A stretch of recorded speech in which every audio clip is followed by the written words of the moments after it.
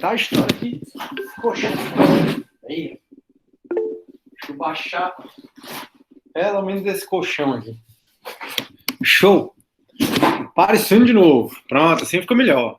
E aí, galera, boa tarde. Tá todo mundo bem? Como é que vocês estão? A Janete disse boa tarde. Que bom vê-los aqui. Mais uma aula de processo penal. Ah, o Juan tá sobrevivendo. Juan, eu vi aí que você cortou o cabelo, cara. Raspou tudo, foi? Como é que foi isso? Conta aí. Tô pra cortar o meu, tá uma juba e eu não sei mais o que é que eu faço. O Juan, então, ele se revoltou e cortou logo tudo, para ser mais prático. Hoje em dia, o nome é praticidade, tá certíssimo. Não tinha o que fazer, foi cortar o cabelo.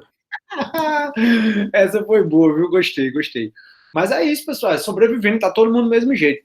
Sempre importante cuidar daqui. Sempre importante cuidar da nossa cabeça, fazer atividade física. Sempre importante vir para as aulas, né?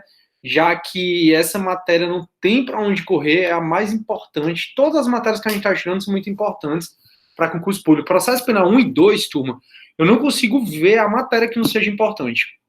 Aí o Juan tá falando, mandei meu irmão raspar, brincadeira saudável. Né? Tô para fazer isso mesmo, mas aqui eu só tenho aquela máquina que raspa tudo, aí para eu ficar careca também não tô muito afim, não. Então a gente vai tentando ajustar aí a juba, enquanto vai dando certo. E no mais, vocês, demais, tá todo mundo bem? Espero que sim, viu? Cuidem de tudo, estudem.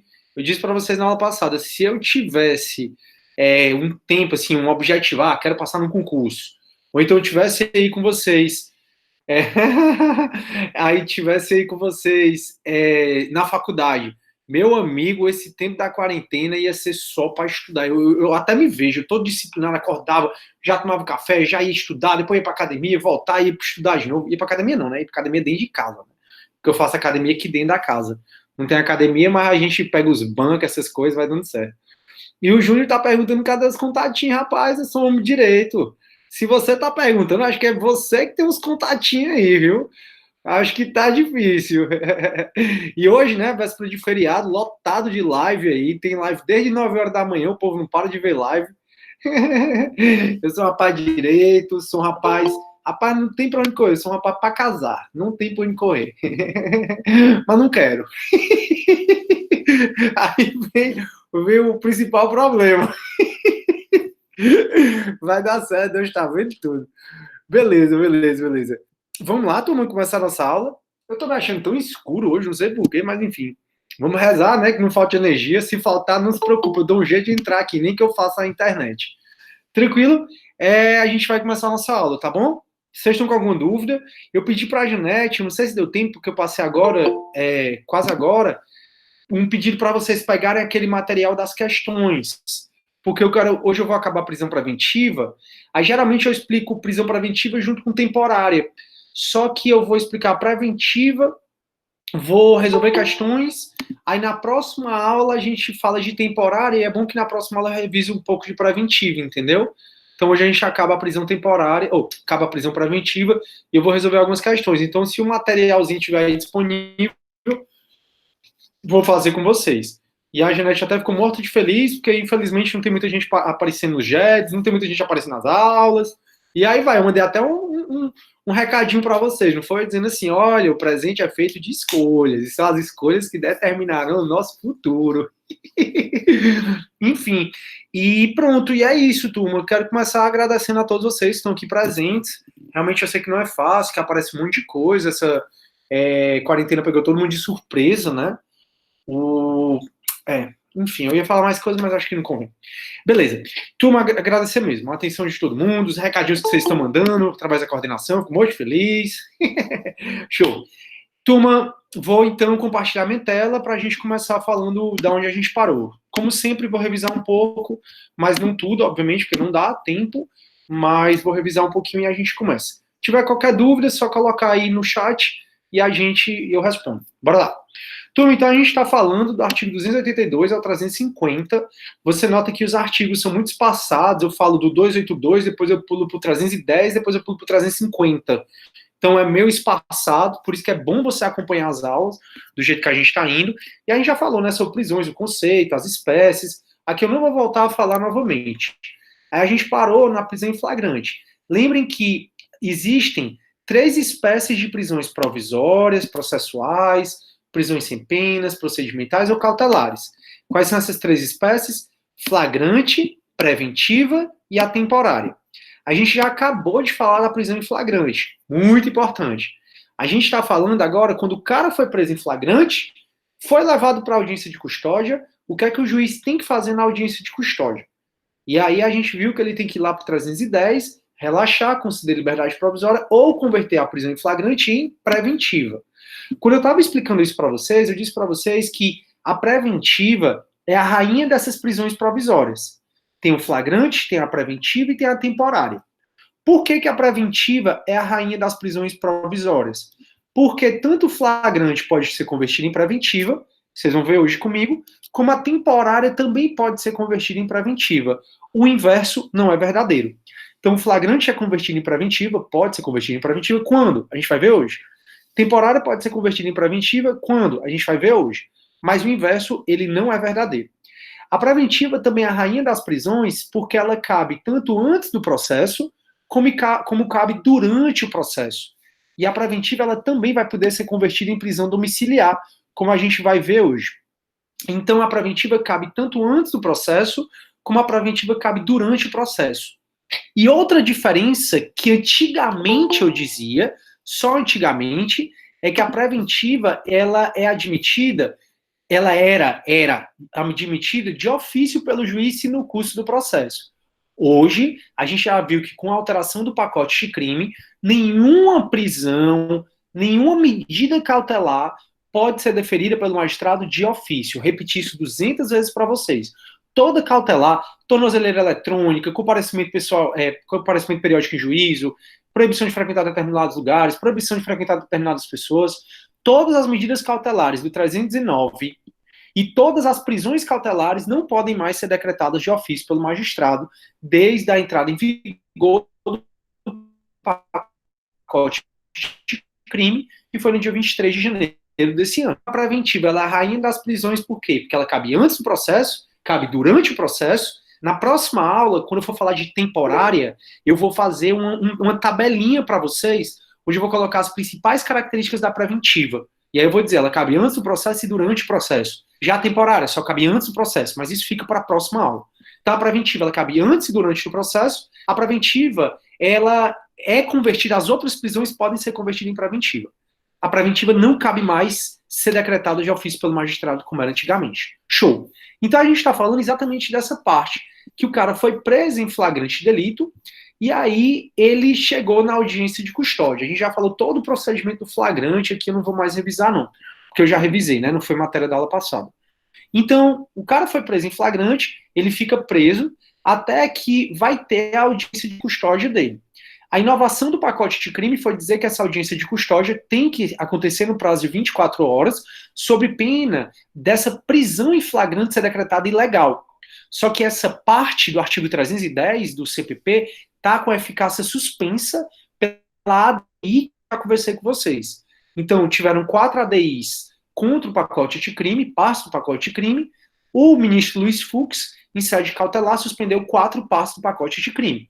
Juiz de garantia, arquivamento do inquérito policial, o juiz que tiver contato com prova inadmissível não vai mais poder proferir a sentença, e essa parte de que em até 24 horas, se não tiver audiência de custódia, a prisão deve ser relaxada por ser ilegal. Mas isso a gente já conversou, eu já repeti para vocês várias vezes. Então o cara é preso em flagrante, ele vai para a delegacia e fica aguardando o dia da audiência de custódia dele. A audiência de custódia em Fortaleza acontece do lado da delegacia das capturas, que fica lá no centro. Então lá são 4 varas de custódia.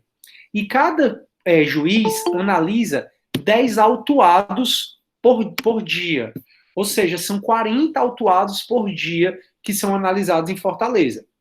A ideia é que se eu for preso em flagrante agora, em até 24 horas eu já seja levado até o magistrado. Show. Na audiência de custódia, então, quando, por exemplo, se eu estou preso e minha audiência de custódia vai ser amanhã. Aí eu sou hoje removido para dormir na delegacia das capturas, que é do lado da vara de custódia, né, das varas de custódia, e aí amanhã de manhã eu já estou lá, quando o magistrado chegar, todos os presos já estão lá na vara de custódia. não esqueça que é possível haver audiência de custódia sem que você esteja preso. Galera, alguém me diz que é possível haver... Por que é possível haver audiência de custódia sem que eu esteja preso? Alguém lembra? Aula passada. Vitor, já leu a tua pergunta. E aí, galera? Vitor e Júnior. Turma, alguém lembra por que é possível ter audiência de custódia sem que eu esteja preso? A gente falou disso na aula passada. Quem lembra? Vou ajudar. Não esqueça que quando a prisão em flagrante é por um crime em que a pena máxima é até 4 anos, como furto simples, calúnia na internet, como crime de dano qualificado, então quando a prisão em flagrante ela é feita por um crime que a pena máxima é até 4 anos, o próprio delegado pode arbitrar e liberar o cara. Então, se eu fui preso porque estava dirigindo embriagado e vou ser chamado para audiência de custódia, posso ser chamado para audiência de custódia. E nessa audiência já estou livre. Aí o juiz vai analisar se mantém a minha liberdade provisória ou se converte a prisão em flagrante, né, se ele decreta a preventiva. Show. O Júnior perguntou assim, professor, e no caso das medidas cautelares alternativas, cabe decreto? Não cabe mais, tá? As medidas cautelares, eu acho até que eu já respondi, que são as do 309, né, que você está falando. Medida cautelar como tornozeleira eletrônica, proibição de frequentar determinados lugares, chegar perto de certas pessoas, nem as do 309 e nem, Júnior, qualquer prisão pode ser decretada de ofício pelo magistrado, tá bom? Isso a gente viu, vou te mostrar onde, ó.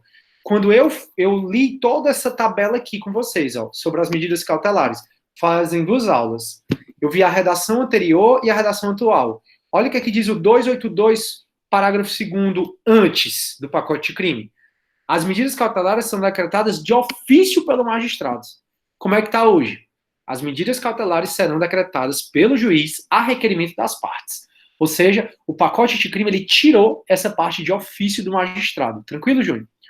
Aí o Vitor está falando assim, a preventiva é tão utilizada que até mesmo em relação à discussão da execução antecipada da pena, o STF levantou como um dos argumentos a defesa da prisão preventiva, tornando-se desnecessária a execução antecipada da pena, visto que é pleno, caso atendidos os requisitos, a aplicação da prisão preventiva. Pô, perfeito comentário, Vitor, exatamente isso, cara.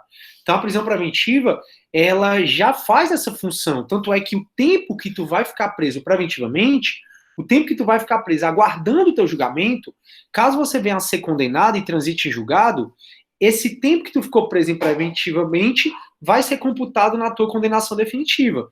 Então eu fiquei preso 1 ano aguardando o julgamento. Aí fui condenado a 3 anos. Esse 1 ano que eu já fiquei preso vai ser debitado. Quem lembra como é o nome desse instituto? Penal 1, isso. O Vitor está dizendo, possui naturezas distintas, até porque a preventiva não possui o caráter tanto. Perfeito, Vitor. Quem lembra como é o nome desse instituto, turma? Que a pena na prisão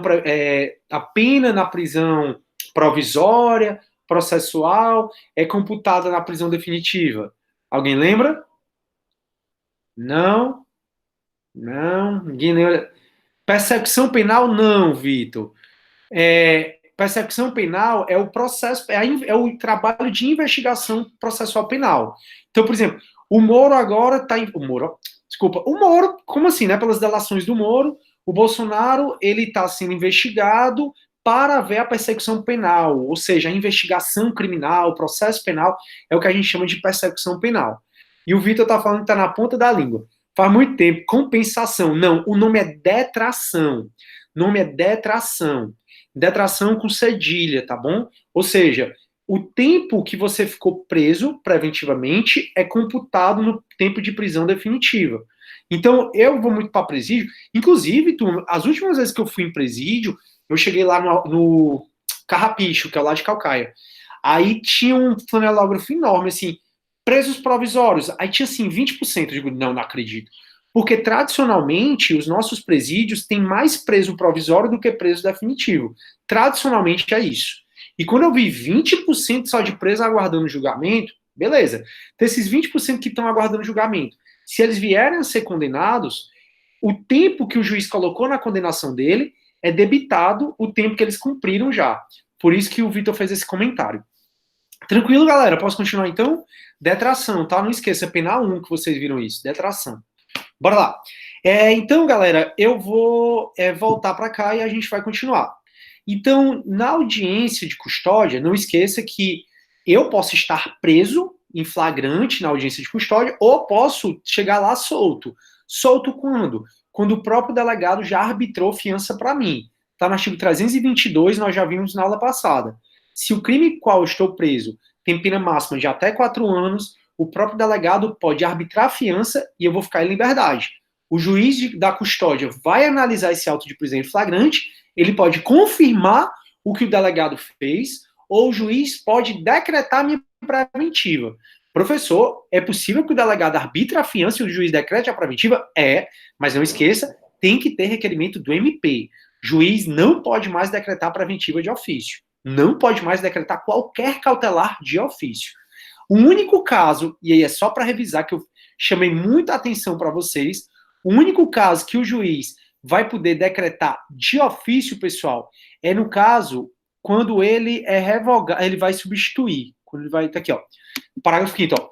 O juiz, quando ele vai revogar ou vai substituir, ó, o juiz poderá, de ofício, artigo 282, parágrafo 5º, o juiz poderá, de ofício ou a pedido das partes, revogar a medida cautelar ou substituí-la quando verificar a falta de motivo para que subsista, bem como voltar a decretar se sobrevierem razões que a justifiquem. Então, como regra, o juiz não pode mais decretar cautelar de ofício. O que ele pode, no máximo, é revogar de ofício. É esse o posicionamento que tem prevalecido. Ele não pode nem substituir de ofício, ele pode revogar de ofício. Então, pronto. Vou, então, voltar. Então, o juiz recebe o auto de prisão em flagrante, e aí ele vai analisar a legalidade daquela prisão.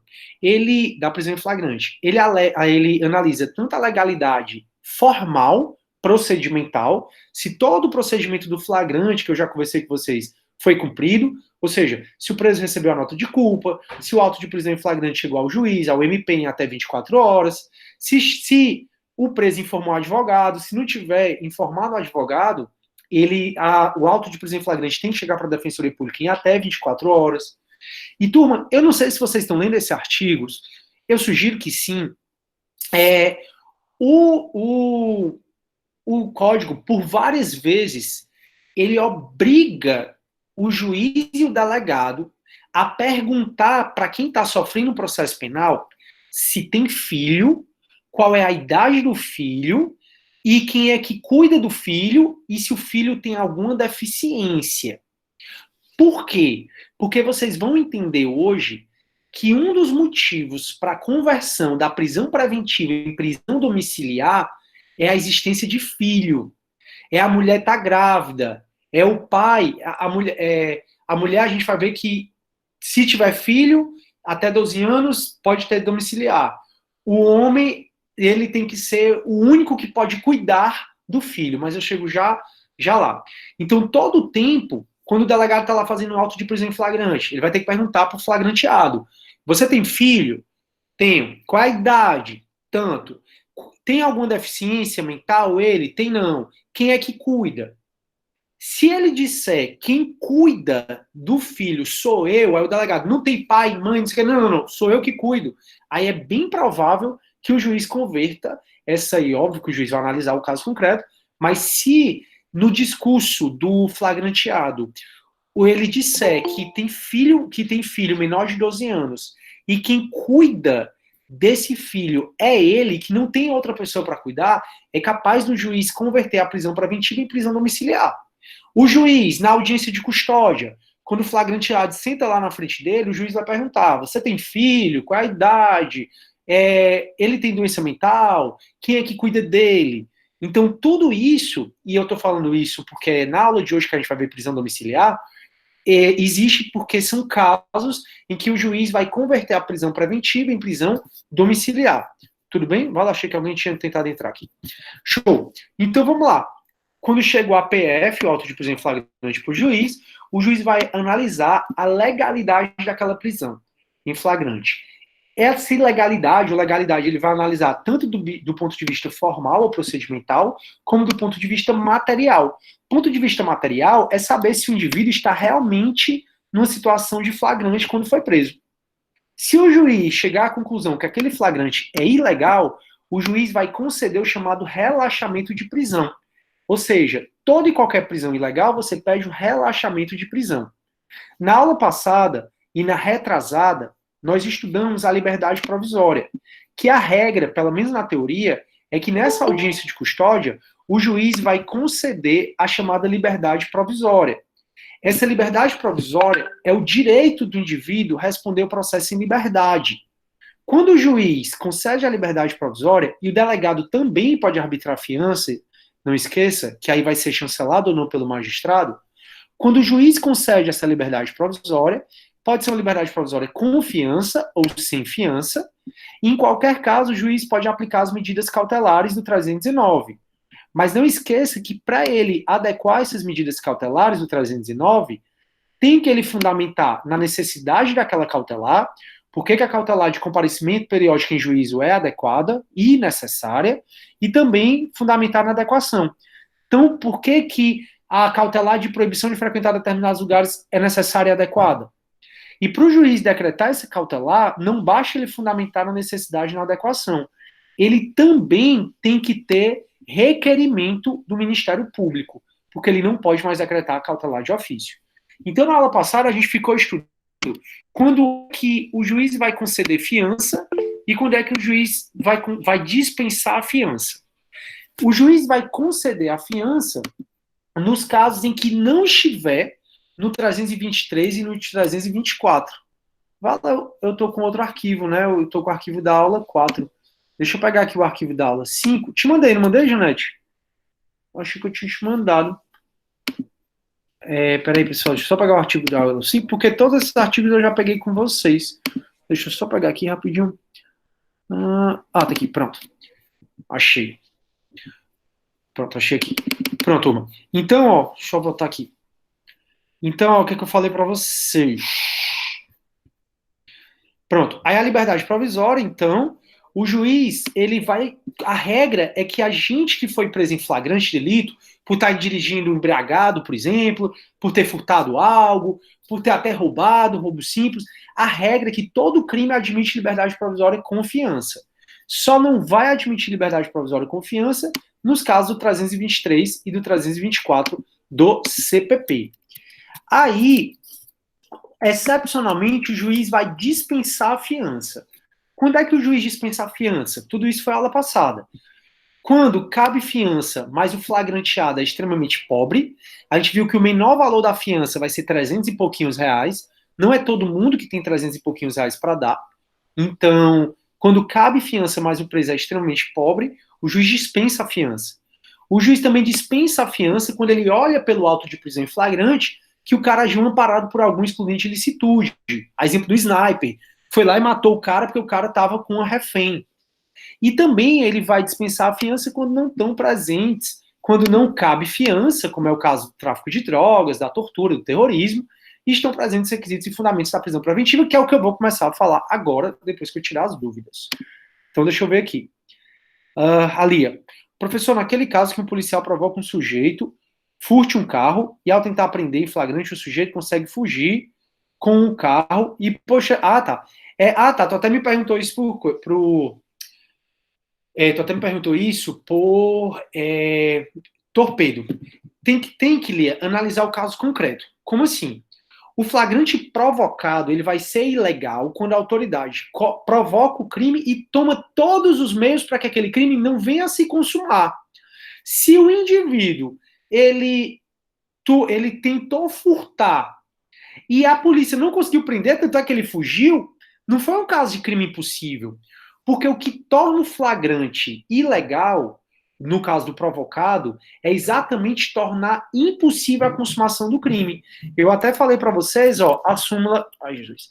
Eu até falei para vocês sobre a súmula 145, tá até aqui no material. Não há crime quando a preparação do flagrante pela polícia torna impossível a sua consumação. No caso que tu está me apresentando, o ladrão fugiu. Se o ladrão fugiu, e pela teoria da amócio, né, do furto, que vocês viram em penal 2, se eu toquei com a intenção de furtar, já consumou. Ou seja, não tem. Não precisa eu ficar com a posse mansa e pacífica, não precisa eu ter a posse desvigiada. Toquei com a intenção de furtar, esse furto já se consumou. Então, se o cara conseguiu fugir, não foi impossível a consumação do crime. Por isso que não vai ser ilegal, mas tem que ver o ponto de vista. Tem que ver cada caso, tá? O direito penal não dá pra gente colocar todo mundo no barquinho. Show. Dá 5, não? Não entendi dá 5, certo? Genete, dá 5. Eu falei número, foi? Não tô lembrando. Enfim, o Vitor disse assim, acho que mandou, professor. Ah, tá, agora eu entendi. Da aula 5. Sim. É porque eu tava vendo o da aula 4. E aí eu peguei aqui o da aula 5, quando acabar eu mando para vocês como aula 6.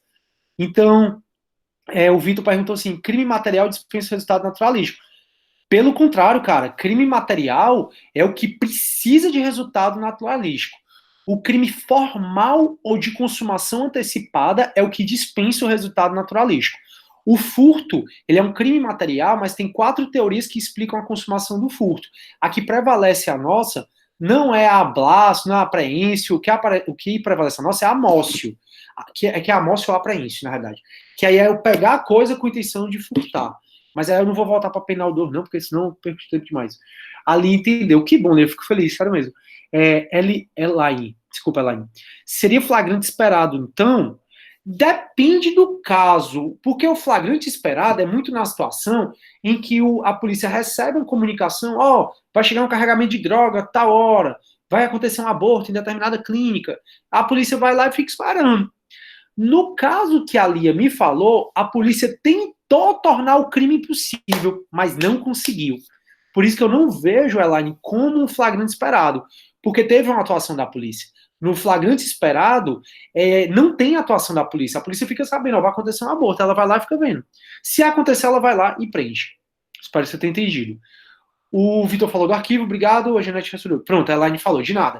Perfeito. Então, vamos lá para a nossa aulinha de hoje, para a gente entender como é que decreta a preventiva e como é que o juiz vai converter a preventiva em flagrante. Então, hoje a gente vai conversar só sobre 3 artigozinhos. Olha que legal. Mas só são 3 artigos mega importantes. Então, vamos lá. A gente começou, então, que o juiz ele está analisando, né, o auto de prisão em flagrante, vai analisar a legalidade ou ilegalidade da prisão em flagrante. Se for legal, ele relaxa. Se for legal, ele concede a liberdade provisória ou, em último caso, converte a prisão em flagrante em prisão preventiva. Só que, para o juiz converter a prisão em flagrante em preventiva, a primeira coisa que ele tem que olhar é aquela velha PEC ISA. Lembram que que eu disse toda a aula de processo penal, vou falar sobre PEC ISA, fazia tempo que eu não falava. PEC ISA é a prova da existência do crime e indícios suficientes de autoria. Então, para o juiz decretar a prisão preventiva, mesmo que durante o processo, tá? Então a gente está falando aqui a conversão do flagrante em preventiva, mas é possível que durante o processo o juiz decrete a preventiva. Por exemplo, Michel Temer. Lembra que ano passado ele foi preso, Michel Temer? Pois é, Michel Temer ali foi preso preventivamente num curso do processo. Então, no curso do processo, é possível que o MP, que o querelante, que o assistente de acusação, é possível que quem está envolvido no processo peça ao juiz a decretação da prisão preventiva. Para o juiz decretar a prisão preventiva, a primeira coisa que ele tem que olhar é se tem a PEC e a ISA. O que é PEC e ISA? É a prova da existência do crime e indícios suficientes de autoria. Então, é a prova da existência do crime e indícios suficientes de autoria. Então, a preventiva ela pode decorrer da conversão da temporária ou da prisão em flagrante em preventiva, ou ainda a preventiva pode ocorrer de maneira autônoma. Como? O MP chega lá e pede a preventiva, como ele pediu do Michel Temer, e não foi o Supremo, foi o pessoal lá de Curitiba, que foi até na Lava Jato, não foi? Que ele não era presidente, o presidente não pode ser preso dessa forma. Então, foi o pessoal da Lava Jato. Decretou a prisão do Michel Temer e ele ficou preso. Como? Preventivamente. Quando? No curso do processo. Próxima aula eu disse que eu vou fazer essa tabelinha, eu coloco as características da preventiva. E aí, o juiz, ele tem que ainda, pessoal, fundamentar em pelo menos um requisito do 312 e pelo menos um do 313. Professor, cumulativo? Sim, cumulativo. Talvez alguns de vocês tenham dito assim, não, a preventiva só cabe se a pena máxima do crime for maior que 12 anos. Quem está falando isso está falando errado, ou maior que 12, maior que 4 anos. Quem está falando que preventiva só cabe se a pena máxima do crime for maior do que 4 anos, está falando errado, mas não 100% errado. Por quê? Porque para o juiz decretar a preventiva, ele precisa, primeiro, ter certeza que está presente a PEC e a ISA. Aqui, quando vocês forem ler na doutrina, vai ter assim, fumus comissi delicti e o periculum libertatis. Não tem lá do processo civil, olha aí, Júlio, pra ti, cara. Não tem lá o fumus boniuris, fumaça do bom direito. O que diabo é fumaça do bom direito, né? Esses processualistas civil, viu? Vou dizer. Eu falo isso só para tirar onda com o Júlio, porque eu adoro processo civil, acho muito legal. Enfim, aqui a doutrina coloca que toda cautelar vai precisar o quê? Toda cautelar no processo penal, de PEC e ISA. O que vem a ser o fumus comissi delicti? É a fumaça do cometimento do delito. O que seria esse fumus comissi delicti? Seria exatamente a PEC e a ISA. A PEC e a ISA, ou seja, a prova que o crime existiu em suficiente autoria, seria exatamente esse fumus comissi delicti. E o que seria esse periculum libertatis? Seria exatamente estar presente os dois dos pressupostos e fundamentos da preventiva. Em outras palavras, para o juiz decretar a preventiva, ele tem que pegar um do 312 e um do 313. E aí, para facilitar até o estudo de vocês, eu vou pegar aqui o 312 e o 313 e vou copiar na nossa... Vou pegar só o caput, tá bom? Eu vou pegar aqui tudo, que aí é bom que você estuda tudo, eu quero que você estude tudo. Show. Então, como regra, o juiz vai decretar a prisão preventiva pegando... Deixa eu ver se eu colocar assim mesmo. Pronto.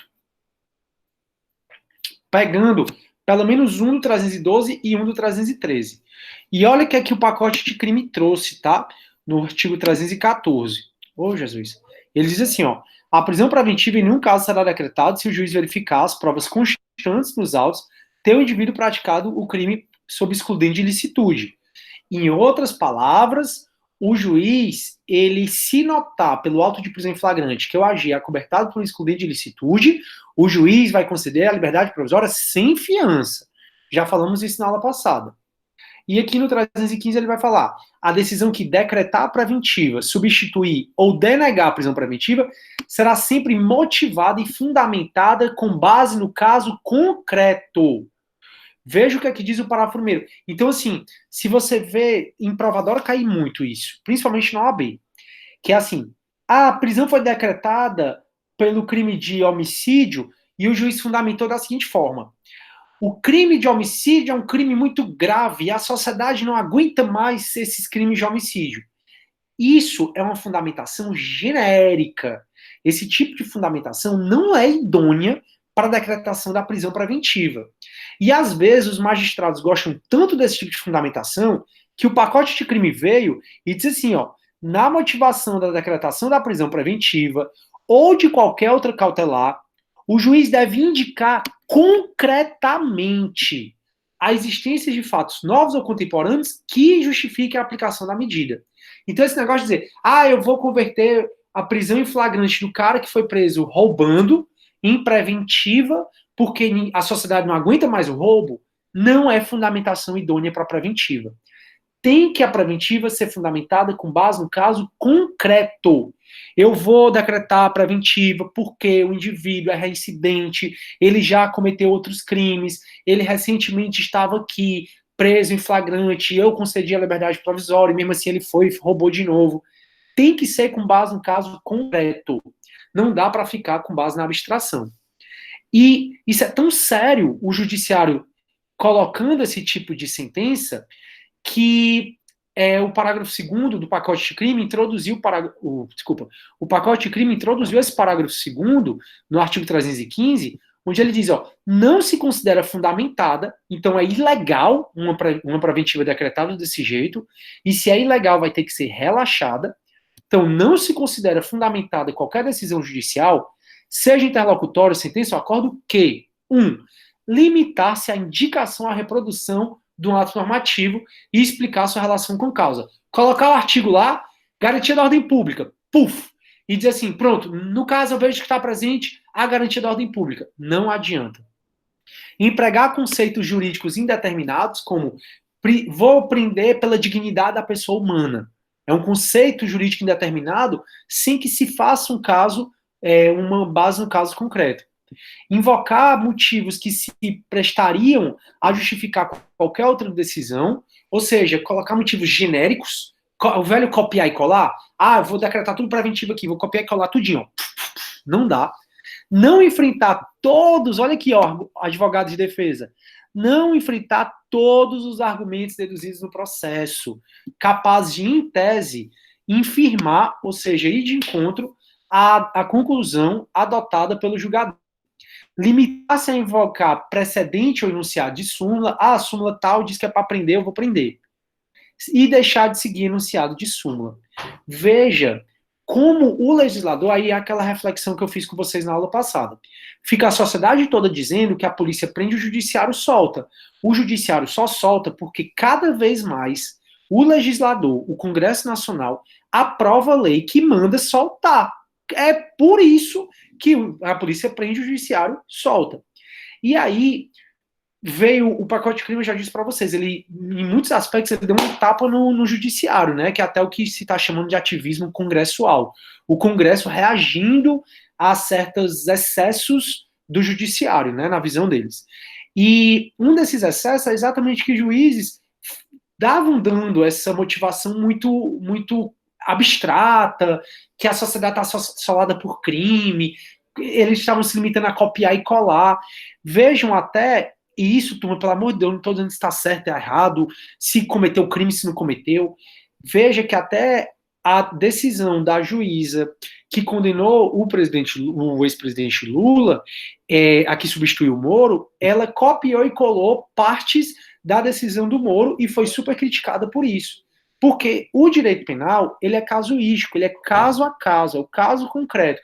Não dá para você pegar dois processos diferentes, copiar a sentença de um e colar no outro. Só que isso acontece com frequência até por conta da quantidade de processos. E aí o legislador veio dizer que ele inseriu esse 315 para dizer que a decisão para dizer o que o juiz já sabe. Talvez alguns não seguiam. Mas para dizer que a decisão da preventiva tem que ser motivada e fundamentada com base no caso concreto, e o que a prática jurídica vinha fazendo, que está no parágrafo 2º, não é mais aceita.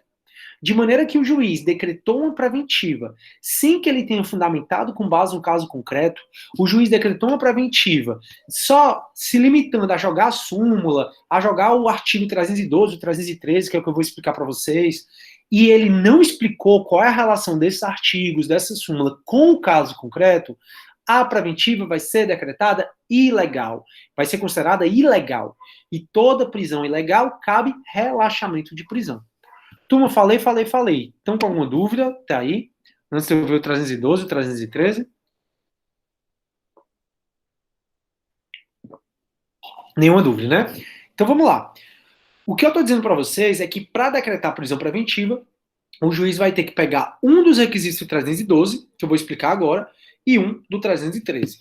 Então vamos lá. O que é que o 312 diz? Diz o seguinte, a preventiva poderá ser decretada como garantia da ordem pública. O que vem a ser essa garantia da ordem pública? Desde que eu me entendo por gente, e olha que Código de Processo Penal de 1941, esse artigo vem sendo alvo de muita crítica, porque garantia da ordem pública é um conceito jurídico muito indeterminado.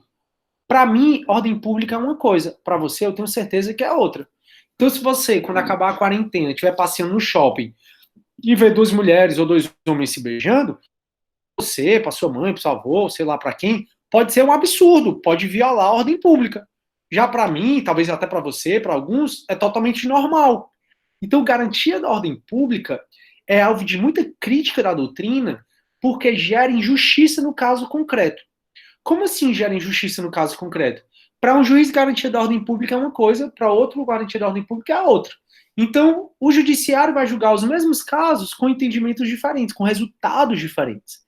Aí o STJ, e o STJ, uma das funções do STJ, acredito que vocês já saibam, é tentar uniformizar as decisões judiciais. Então, o que é que o STJ faz? Ele tenta uniformizar, porque a partir do momento em que o próprio judiciário, em casos semelhantes, traz resultados semelhantes, o judiciário está fazendo injustiça em um dos casos. E aí o STJ vem dizendo o seguinte, que garantia da ordem pública significa o risco concreto de reiteração, delitiva. Ou seja, ficar provado que o cara, se ficar solto, tem que ser com base no caso concreto, ele vai voltar a delinquir. Então, o cara, se ficar solto, ele vai voltar a delinquir. Por isso que o juiz vai decretar a preventiva. Então, o juiz, por exemplo, estava na audiência de custódia, o juiz liberou o cara, concedeu liberdade provisória, com uma semana o cara estava lá de novo. Nesse caso, o juiz manda prender preventivamente como garantia da ordem pública, dizendo que tem risco concreto de reiteração delitiva. E outro parâmetro que se coloca também para isso é exatamente o risco de vida do próprio preso. O risco de vida do próprio preso. Quando a gente falou em liberdade provisória, eu sempre disse assim para vocês, se o cara for primário, de bons antecedentes, tiver residência fixa, tiver trabalho, tiver família, dificilmente o juiz vai decretar preventiva. Então, quando você for advogado, você for entrar com pedido de liberdade provisória, coloque seu cliente primário, de bons antecedentes, tem residência fixa, tem trabalho, tem família. Tudo isso ajuda ao juiz não decretar preventiva, que é uma medida excepcional. Mas tem algumas vezes que, se o cliente ficar solto, ele vai morrer. É o caso dos Nardoni. Os Nardoni, quando eles jogaram a Isabela, né, do sexto andar, lá em São Paulo, na zona norte de São Paulo, e eu estou falando jogaram porque eles já foram condenados com trânsito sem julgado, perderam a presunção de inocência, portanto, quando eles jogaram a Isabela, se eles ficassem soltos, eles iam morrer. A sociedade ia matar.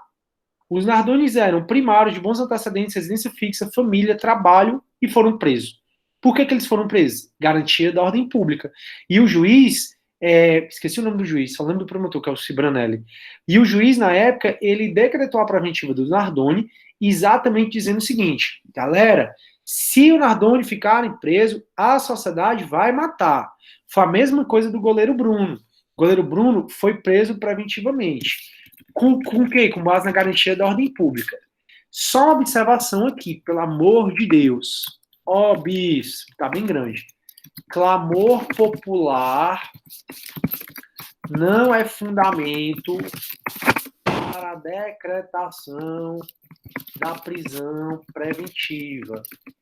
Não sei se vocês estão observando, uma das coisas que mais o judiciário tem falado é que o judiciário, em especial o STF, ele não deve se render ao clamor da sociedade. Porque a função do STF é exatamente proteger a Constituição aplicando a lei ao caso concreto. A função do judiciário é essa.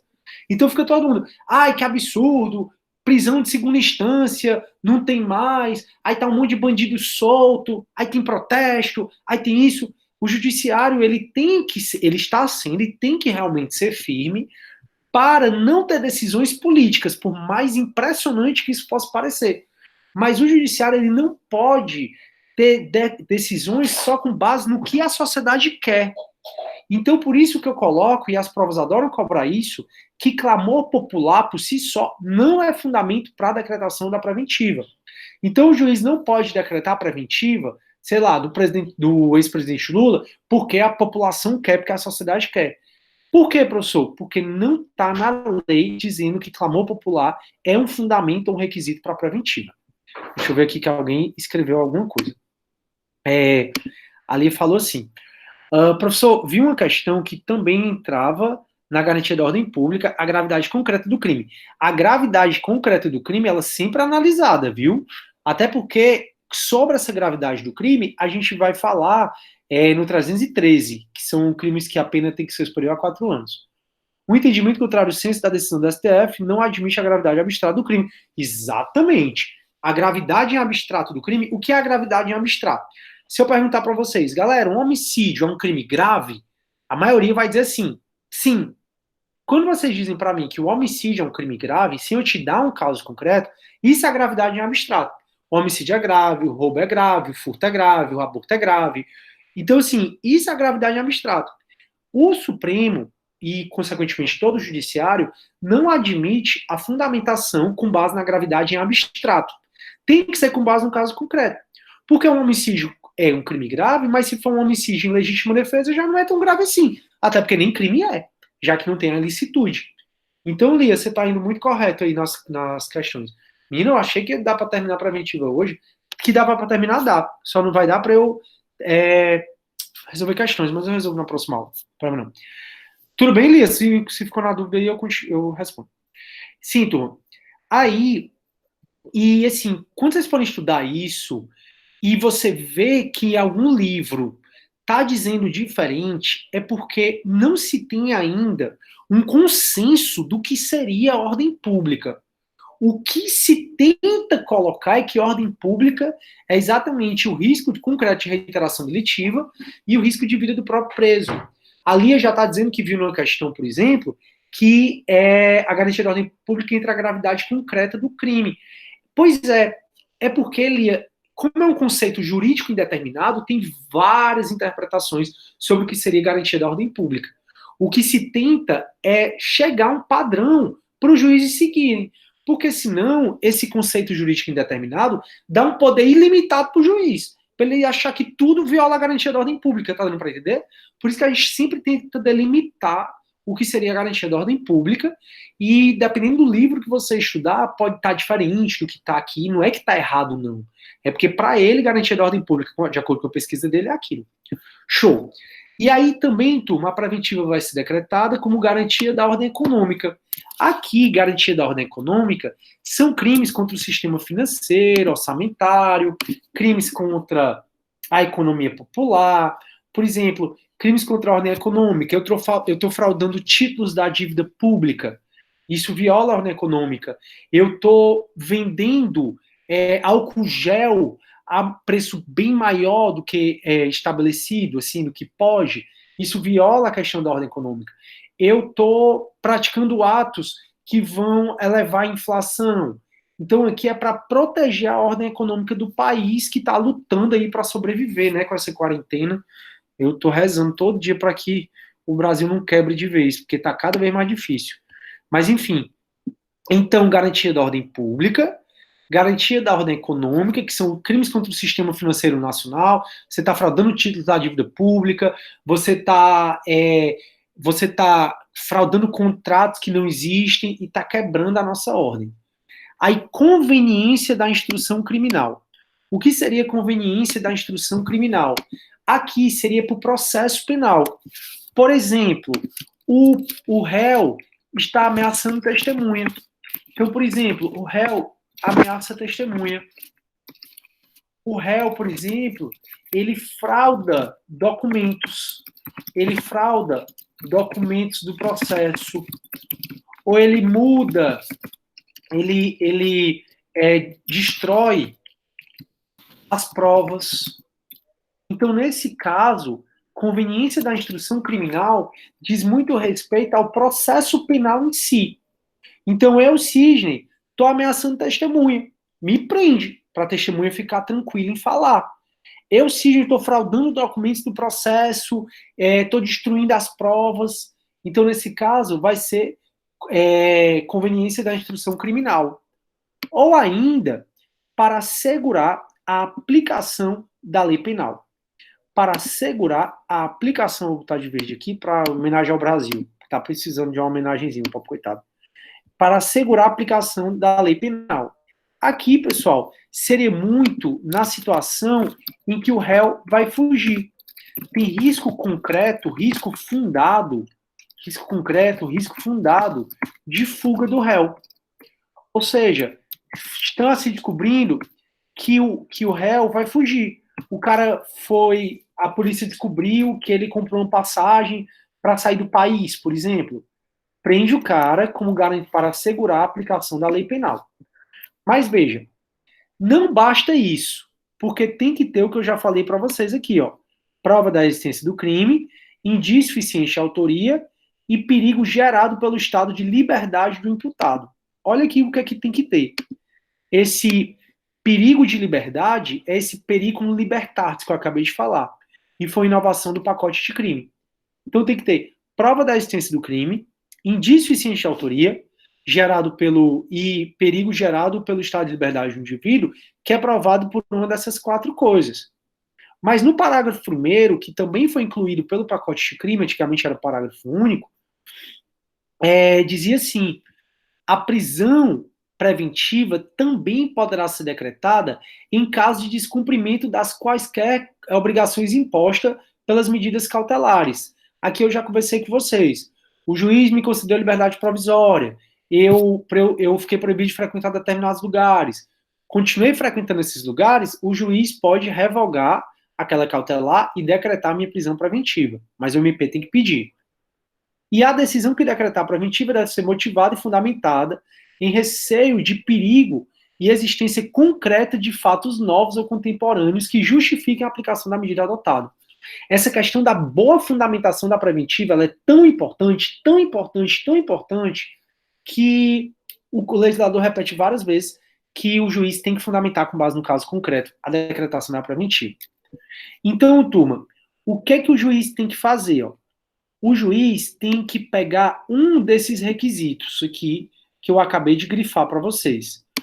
Tem que ter PEC, tem que ter ISA, tem que ter perigo gerado pelo estado de liberdade do imputado, tem que ter ou garantia da ordem pública, ou garantia da ordem econômica, ou para assegurar a aplicação da lei penal, ou ainda por conveniência da instrução criminal. Tem que ter um desses, tá? E ainda tem que ter um dos 313. Um desses incisos do 313. Então, às vezes, você escuta assim: crime culposo não admite preventiva. Realmente está correto, mas excepcionalmente pode ser admitido. Crime doloso que a pena é menos do que 4 anos não admite preventiva. Bom, não é tão assim, mas está correto. Mas não é bem assim. Por quê? Porque a regra é que a preventiva só vai ser cabível, aí eu estou lendo aqui o 313, inciso primeiro, nos crimes dolosos, punidos com pena privativa de liberdade máxima superior a 4 anos. Então a regra, então aqui eu vou botar bem grande para vocês, é a regra. Preventiva só é cabível em furto qualificado, em roubo. Preventiva não é cabível em furto simples, embriaguez ao volante, não é cabível em omissão de socorro, em dano qualificado, porque nenhum desses crimes que eu falei tem pena máxima superior a 4 anos. Então, realmente, é cabível prisão preventiva num furto simples? Como regra, não. Por quê? Porque, como tem que ter um dos requisitos do 313, o inciso primeiro vai dizer que a preventiva vai ser admitida nos crimes dolosos, punidos com pena privativa de liberdade máxima superior a 4 anos. Então, realmente a regra é que o crime só vai admitir a decretação da preventiva se a pena máxima dele for maior do que 4 anos. Acontece que, caso ele seja reincidente, lembre, eu quero um do 312 e um do 313. Então, caso ele seja reincidente, o inciso 2 diz que a preventiva é admitida. Então, se tiver sido condenado por outro crime doloso, em sentença transitada em julgado, ressalvado os dispostos 64, inciso 1 do Código Penal. O 64, inciso 1, é aquele tempo de reincidência. Quando eu cumpro a pena, depois de 5 anos, se eu não cometi crime, eu deixo de ser reincidente e volto a ser primário. Então, se o cara for reincidente aqui, então, se o cara for reincidente em crime doloso, é admitido, mesmo que o crime não tenha pena máxima superior a 4 anos. Então, tá vendo que quando eu digo assim, só cabe preventiva se o crime tiver pena superior a 4 anos. Tá parcialmente correto. Porque se eu for reincidente, o crime pode ter pena menor e vai caber mesmo assim a preventiva. Ou vai caber mesmo assim a preventiva. Exatamente. E para o inciso terceiro, vai falar que também vai caber preventiva, que lembro, não é cumulativo, é exemplificativo. O juiz precisa primeiro dizer que tem a PEC, que tem a ISA, que tem perigo gerado pelo estado de liberdade do indivíduo. Depois que o juiz disse isso, ele pega um desses que está em verde e amarelo e pega também um dos 313, um dos incisos do 313. Deixa eu tirar aqui que eu copiei 2 vezes sem querer. Um dos incisos, turma, do 313. Então aqui não é cumulativo. Basta o crime ser doloso e ter pena máxima superior a 4 anos, ou o cara ser reincidente, ou envolver a chamada violência contra vulneráveis. Envolver a chamada violência contra vulneráveis. Quem são os vulneráveis? Se o crime envolver violência doméstica e familiar contra a mulher, cabe a preventiva. Ah, professor, mas foi o crime de ameaça qualificada. Foi um crime de ameaça com carregamento de pena porque a mulher foi em casa, então não cabe a preventiva. Cabe a preventiva. Mas a ameaça não tem pena superior a 4 anos. A ameaça apenas é de 2 anos, tem acasalamento de pena, então não passa de 4 anos. Cabe a preventiva? Cabe, porque foi uma violência doméstica familiar contra a mulher. Ou contra criança, adolescente, idoso, enfermo ou pessoa com deficiência, para garantir a execução das medidas protetivas de urgência. Em outras palavras, então, quando você for juiz e for decretar uma preventiva, você tem que pegar um do 312 e um do 313. E assim você pode decretar a prisão preventiva. Deu para entender o que eu falei, turma? Tem alguém com alguma dúvida até aí? Que eu vou falar da prisão domiciliar e a gente encerra a aula e na próxima aula eu resolvo um pouco de exercício com vocês. Deu para entender? Alguma dúvida? Ou não? Porque o 318, ele foi também alterado pelo pacote de crime, ele foi inserido no pacote de crime. Então, beleza. Vocês todos estão me dizendo que entenderam quando vai haver a decretação da prisão preventiva. Ótimo, professor, maravilha. Beleza.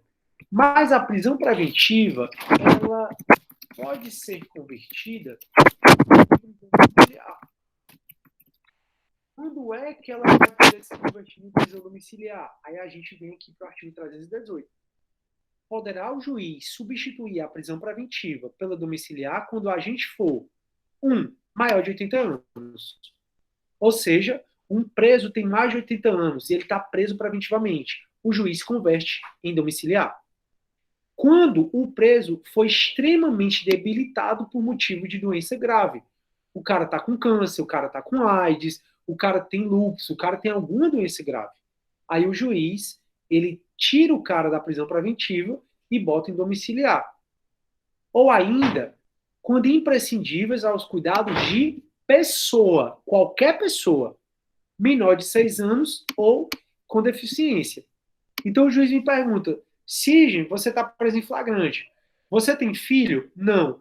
Tem alguém que dependa de você? Tem, minha sobrinha de 6 anos, de 5 anos. E quem é que cuida dela? Tem ninguém. E cadê seus pais? Morreram. E cadê não sei o quê? Sou eu que cuido dela. O juiz, então, mesmo não sendo a minha filha, o juiz pode converter a minha prisão preventiva, ele pode decretar a preventiva, o flagrante, ele converte o flagrante em preventiva e converte a preventiva em domiciliar. Quando for para cuidar de pessoa menor de 6 anos de idade ou com deficiência.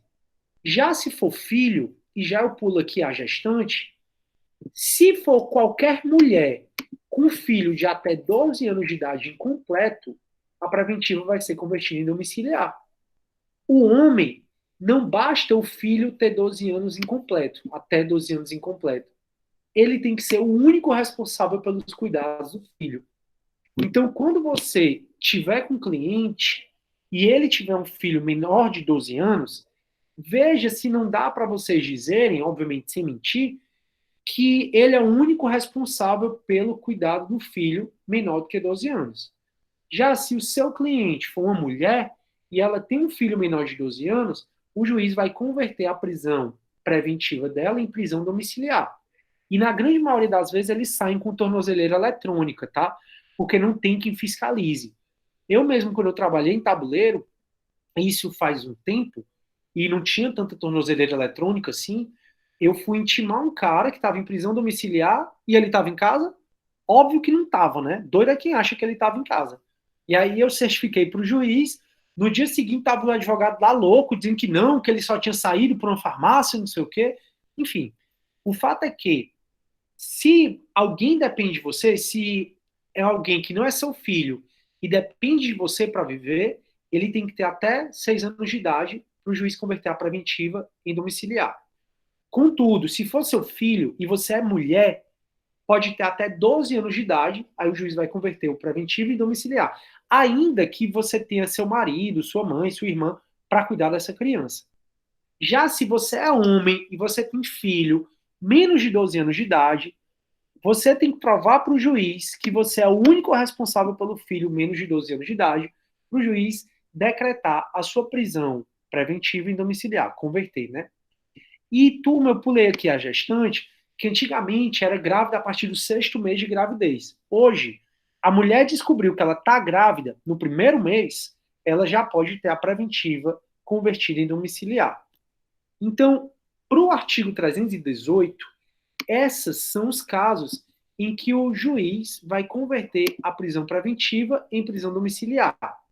Contudo, o pacote de crime, ele trouxe, não foi nem o pacote de crime, na realidade, foi uma lei anterior, trouxe tanto o 318A como o 318B, que diz respeito a isso, que diz assim, ó, a prisão preventiva imposta à mulher gestante, ou que for mãe ou responsável por criança, ou pessoa com deficiência, será substituída por domiciliar desde que ela não tenha cometido o crime com violência ou grave ameaça à pessoa e não tenha cometido o crime contra o próprio filho ou dependente. Então a mãe, a mulher, ela tem, aspas, essa facilidade maior que a do homem para o juiz converter em preventiva, em domiciliar, contudo, o crime dela não pode ter sido nem com violência nem grave ameaça à pessoa. E também não pode o crime dela ter sido contra o filho dela ou os dependentes dela. E o 318B vai falar a substituição de que trata os dois artigos anteriores poderá ser efetuada sem prejuízo concomitante das medidas cautelares alternativas, que são essas do 319. Galera, como vocês estão? Hoje foi muita matéria, viu? Vocês estão com alguma dúvida? Estão aí ainda? Primeira pergunta. Estão aí? Hoje, não sei se vocês viram tá maior confusão. O menino, ele. Maior confusão não, né? Maior. Assim, né? O pessoal frescando. Que aí o menino colocou um papelão com foto dele, ele pensando assim, né? E aí ele tava muito bem deitado na rede e parecia mesmo ele. Aí o papelão cai. Aí ele sai correndo da rede, bota a cerveja em frente ao filmador e volta pro papelão. Achei muito engraçado. Ô, comédia. Pronto, turma. Foi muita matéria hoje, mas não foi uma matéria muito difícil. Sugiro que você estude. Não deu tempo de eu resolver questões com vocês. A gente, na próxima aula, pode fazer uma aula prioritária de resolução de exercícios. Já que eu tenho que comparar agora, eu acabei essa parte e a gente vai para uma leizinha especial, que é a Lei 7.960, de 89, que é a lei de temporária, lei de prisão temporária. Aí eu vou construir uma tabela para vocês, diferenciando a preventiva da temporária. E a lei da temporária é uma lei bem curtinha. Com uma aula eu resolvo essa lei, talvez até menos. Então, na próxima aula, eu posso começar resolvendo exercícios com vocês. Sugiro que vocês resolvam. Pode ser da matéria toda, não precisa ser só dessa matéria. Sugiro que vocês resolvam os 2 exercícios e você circule as que você ficou com dúvida. Porque eu priorizo quem resolveu o exercício. Então você chega, professor, eu tô com dúvida na 12, eu vou para 12. Agora, se ninguém tiver dúvida, aí eu vou na sequência, a 1, a 2, a 3, mas eu vou resolver prioritariamente exercícios sobre medida cautelar, liberdade e as prisões, tranquilo? Então, terminando prisão em flagrante, terminando prisão preventiva, estamos indo para a prisão temporária, que é bem tranquilo, aí a gente acaba essa matéria e vai falar sobre competência. Tranquilo, galera? Pois, ó, fiquem com Deus, obrigado por tudo. Vou postar essa aula no YouTube para vocês assistirem depois. Beleza? E bom final de semana, bom feriado.